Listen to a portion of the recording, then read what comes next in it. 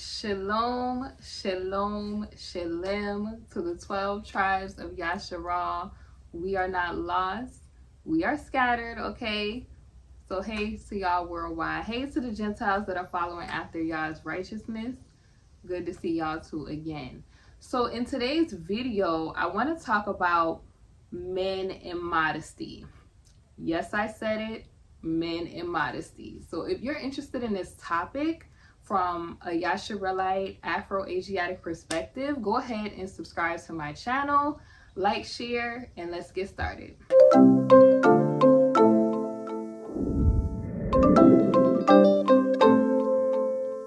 Okay, you guys, let me get comfortable on my little sofa here. I wanted to talk about this because typically when there's videos about modesty, women are always the focus, right? And if you are a Yasharelite, we know that the hierarchy is Yahweh. Some of y'all may call him Yahuwah, Yah Most High. He's at the top. Then we have some of y'all call him Yahweh. You know, it's a whole battle between the Yasharelites on what they like to use, okay? We're not getting into that in this video, okay, y'all? I just have to say that, okay? Just follow me. We know, let's get back to the basics. The hierarchy is Yah is at the top, Yah Most High. Then we have the Son, Yehoshua HaMashiach, you know, our Redeemer, our kinsman Redeemer. He is after that. Then we have man, which is the head of household, right? The head of his household. He's the head over woman, right? And then we have woman and then children, right? So because, like I said, modesty a lot of the time is pushed to women and the men are ignored. And I find that odd because men are head of the household. They're head over the woman. So modesty, like I told y'all, is the fleeing of vanity. It is a whole lifestyle. It is not just for women. It is for men to participate also. And why men should be following modesty is because men, part of their role is to be a protector, right? They have to protect the house, the bet, right? They have to protect the house from outside invaders, or, you know, they want to get inside, right? Our temple, our body is the temple of the Most High Yah, right? So even they should be following modesty, because if you're in leadership, if you're out of order, the rest are going to follow. This is why you see women, they're on their hot girl summer, they're on their they don't need a man, they independent woman, all of this stuff. And I find it crazy because it's like, it's tons of videos of men addressing women, which is a symptom of the leadership being broken. It's not the root of the problem.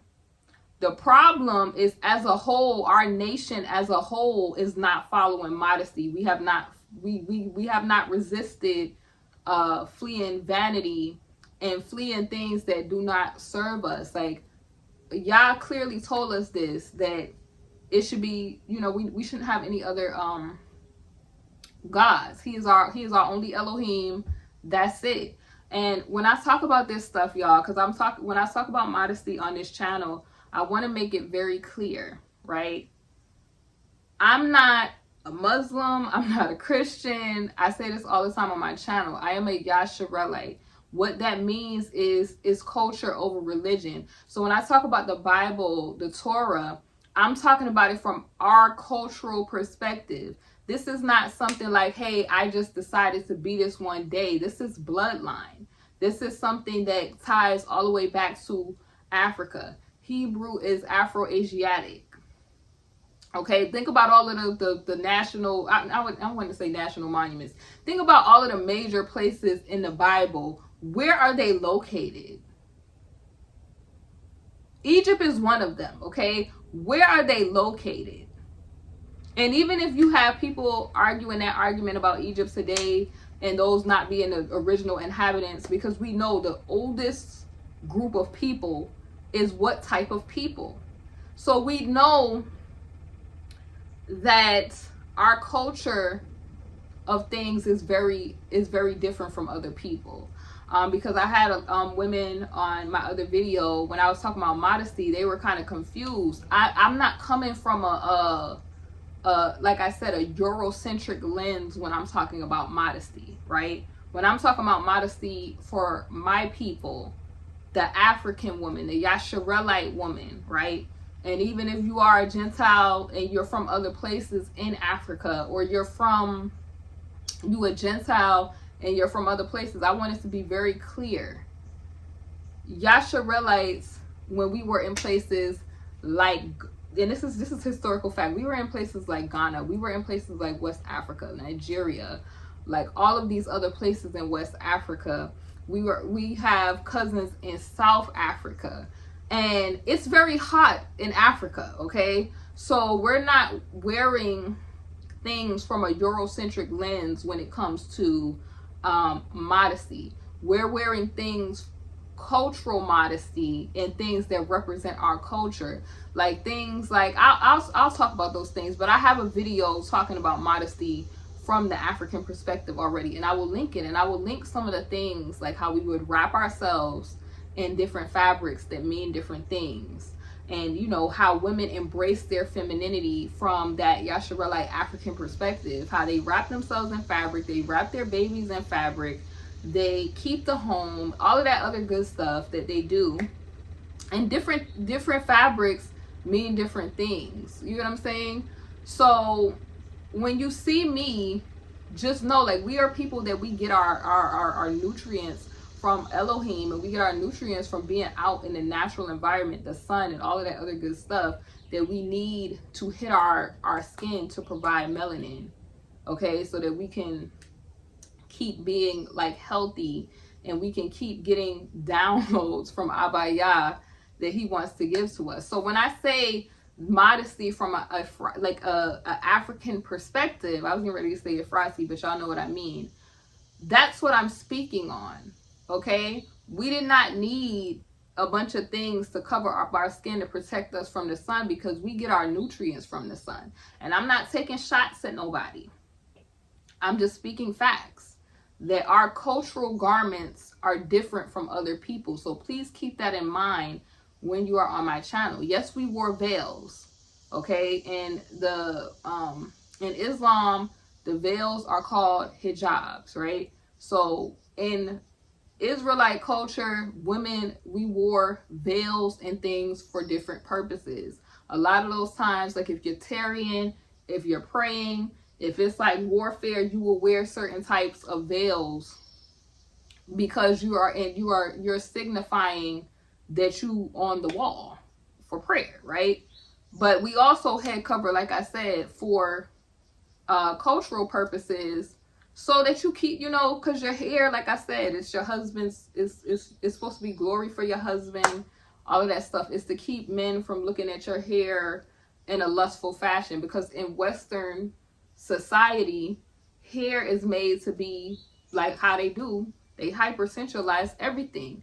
So, you know, you see how women, they let down their long hair. It kind of looks like your hair would look in the bedroom when you let down your hair to be around your husband in a kind of an intimate type of fashion.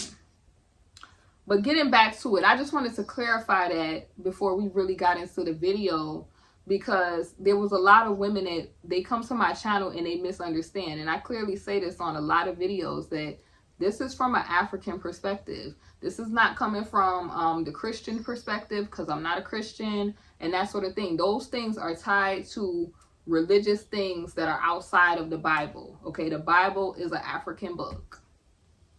It's a fact. It's an African book. Adam, blood of the soil, African man made from the African dust. It is what it is.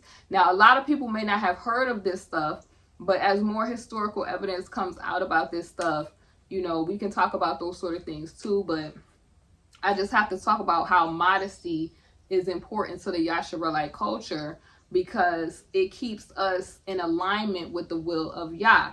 Now, back to, as I told you guys before, how it's always addressed for women to be pure, to be chaste, to be, you know, covered up. right? And being covered up doesn't just mean like throwing on physical layers of clothes. It's so much more than that, right? It's being covered up. It's just like making sure that you are following the laws and statutes of the Most High, so that your enemy does not have an entrance to gain access to your life. And unfortunately, our men are falling by the wayside because they're not practicing modesty. How are they not practicing modesty, KB? Well, let me explain to you. I want to use the example of the Zion Williamson story. It's going viral. Everybody is talking about it. And here this young man is. He has the opportunity to play basketball. Y'all know I'm not into celebrities and all of that other stuff because I really could care less. But I want to use his story as an example of what is happening to our men. This is not new. Nothing new happens under the sun. You know, in our society, men are pushed to be highly promiscuous. They're pushed to sleep, you know, with a bunch of women and, you know, just live how you want to live. And nobody is talking about the spiritual implications and the damage that is being done to our men for not being modest. They are literally just getting, I mean, what's a word? They're getting taken out. Okay, I'm just going to be honest with you, because literally in the Torah it talks about a man becoming one flesh with a prostitute and how that will reduce them to a breadcrumb. That is what is happening to the men, because the society has become so hypersensual. Like things that men had to, you know, men would have to literally, in our grandparents' time, they literally had to do work to gain access to getting relation from a woman, right? They literally had to, it wasn't instant gratification. It was like they had to kind of build to actually get a wife, and then to have that, it wasn't instant gratification. It wasn't objectification of women, because women were not walking freely with nothing on. And then they constantly talk about the women that are walking around like, yeah, they're responsible. They have to take accountability also. But we have to talk about why other men are not helping other men to evade the lure of temptation and fornication and all of this stuff that is literally destroying them. They're not pushing modesty. These men are literally being destroyed. And like I said, it's nothing new under the sun. You can see in the Torah when it talks about David, you know, looking out the window and seeing Bathsheba, and he paid dear consequences for that. Okay, he lost a lot behind that. They're not talking about how the fun of you thinking of being promiscuous and not being modest as a man can cost you things for your nation. It can cost you your life. It can cost you your business. It can cost you your finances. These are things that a lot of men don't think about. They only think about the twerking lady and they're looking at on the video screen, right? They're just thinking because they've made it so easy to get on Instagram and look at women that don't have anything on hardly, or to look at these videos that are adult type of videos. And these men are participating in this stuff, and they're not realizing that they're mortgaging their destiny. They're mortgaging off their finances. They're mortgaging off, like they're creating all of these ungodly covenants and soul ties, and then are confused at why they cannot get their businesses off the ground. They are confused on why they can't keep any money, why they can't gain any money, why they cannot have successful, long-lasting relationships. All of this is because of modesty not being pushed for men. And like I said, I wanted to use the Zion Williamson situation as an example. Men are supposed to be walking in purpose, right? Their job and goal is to, Yah gives them their purpose, and they are to set out to fulfill that vision and purpose that Yah has given them. Then they're given a helpmate to help them in their process on the journey that they're on for the vision that Abba Yah has given that man. But what happens is the enemy knows that the weakness of man is you know, that strange woman spirit. And men have been, our men specifically, Yasharelite men have been falling for the same trick over and over and over. Samson and Delilah. Samson could not see that Delilah was an outside threat that was looking to find his, what they call it, the Achilles heel.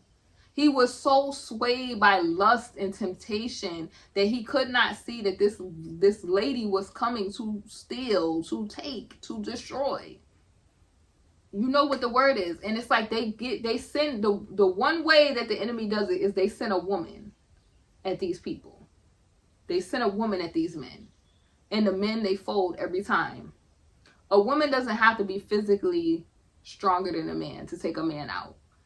A woman can be very, and women in particular, I know a lot of women are going to be upset when I say this. The enemy uses women a lot for witchcraft purposes. Because if you look at what happened to grandfather Adam, how he went following Eve. Once the enemy saw that he went following Eve and not him rising up to be like, woman, we're not doing that. The Most High told us this, but he went swaying with what Eve had to say, and that was kind of seduction in a sense. Even though Eve was beguiled, but that spirit of like beguilement and lust and all of that kind of stuff that happens when you're tricked like that as a woman. Women a lot of the times are used for witchcraft unknowingly.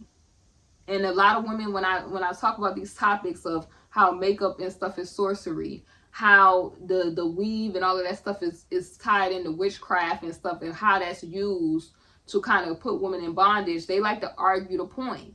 But then they say, oh, this is not that. But when you look at the evidence in their lives in certain areas, and they're not fulfilled in certain areas, and they're broken in certain areas, then there's the proof. You know a man by their fruit. You can see the proof. You're doing all the beautification and you failing in a lot of areas. But a lot of these women, they don't want to admit that. It's the same thing. So the enemy, he'll use women. A lot of women, you know, unknowingly, and you know what I'm saying? We got to extend grace to certain people for certain things. But he'll use women unknowingly, and then some women knowingly. Because Delilah, they, you know, slipped her little money, and, you know, they sent her to say those sweet nothings to rock Samson to sleep. Samson is like a whole powerhouse. The Most High made him like a powerhouse, you know, a warrior and all of the rest of the stuff. And he was reduced literally just like that. Because he did not get that lust of the flesh together. He did not discipline himself in modesty, right?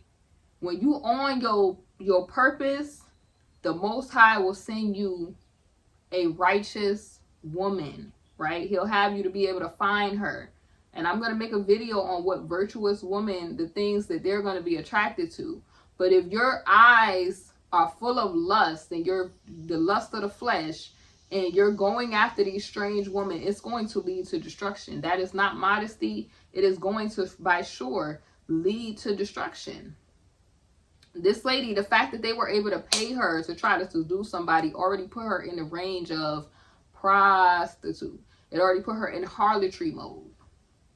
Because she was willing to do what she had to do for a coin to take a man down. That when you're willing to have to go to a man, you're laying with a man in an intimate fashion, with the sole purpose of taking him down, that's you're literally using your beauty in a negative fashion to be a harlot to a man. That's what it is.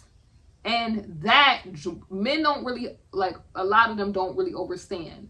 If you do not get a handle on your sensual love life and the discipline of that, you will be reduced to a breadcrumb. That's what the word say. That's not what Sister Brittany is saying. That's what the word says. And you can see the evidence of this. The lack of discipline, right? They're thinking that they're getting away with making all of these baby mamas and not really wedding and being married to a woman. It's more beneficial for a man to get a wife than it is for them to be sleeping in multiple things, because Different people have different family lines, different covenants they have in their family lines, and different things they have going. So you mess with that woman, you're picking up this. So you're joined to that lady. Then if she's into whatever she's into, witchcraft or whatever, you have joined to that. So these men, when like I said, looking at the Zion Williamson situation, young guy came into money, and I'm like, wow, Buddy is surely getting all of these injuries. I wonder if that's witchcraft from sleeping with all these different women. I'm wondering if that's what's the case going on with Buddy. Because the goal is to take from a man. Then you see all these women coming out on a young man, Zion, saying, oh, I know he had all these endorsements, but this, and this. You see crocodile tears. You see these ladies, I'm talking about, they in full Jezebel fashion. You see they got the thick eyelashes. They got the caked up makeup. They in the adult type of industry. And he's laying with these women that are using sensuality for coin. That the word is very clear on what happens with that. And then also, our kinfolk Reuben in the Torah explains why that fornication is so bad and stuff that can happen, like the sickness and infirmity and stuff that's attached to that, and how the Most High is really not pleased with that. So when you see these examples, like I said, I noticed that a lot of people was talking about the young man and him getting injury after injury or whatever, and his health has been a concern as far as like the reports, as far as like those injuries that they're talking about. And I'm like, wow, all these women are coming out to try to destroy this guy's career, and they're trying to get him for money. It's clear. Like one girl was like, you didn't get me a Richard Mille, you didn't get me this. And men falling to this low vibrational activity is dangerous even to their family, because they put the family earnings and things at risk. They put the family health at risk. And it's like, when you have a solid family, a solid foundation, and then you think that, oh, I'm getting this 15 minutes of temptation. And no, that witch, that Jezebel, whoever the chick is that's being used as an agent, is like, oh yeah, I'm coming to collect. This is an idiot. We get him by lust every time. He's about to hand over that inheritance, that fortune, all of that stuff is coming over here. And that's how they're looking at it.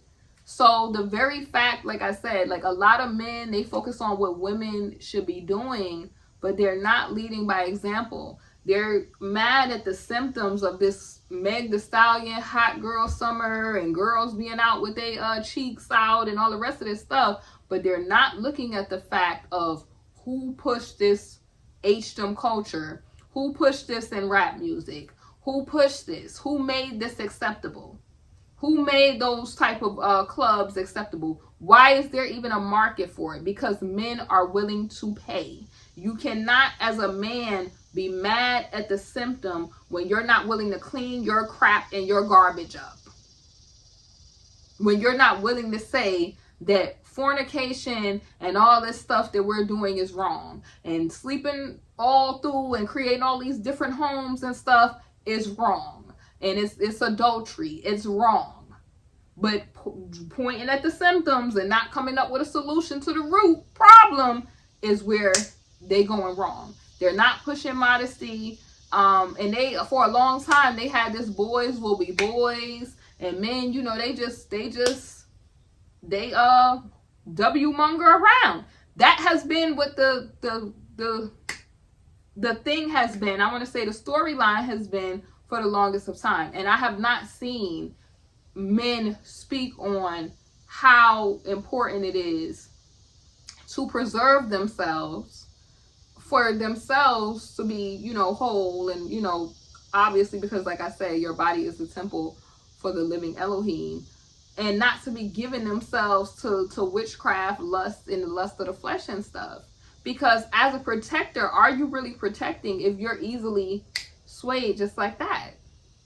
And you can see from this Zion Williamson situation, he had an opportunity to put himself, his family on, and now you see the buzzards circling like, this is a Vic, he a lick, And they're circling for his money. They want to, and then when those women can't get that money, they want to destroy the career.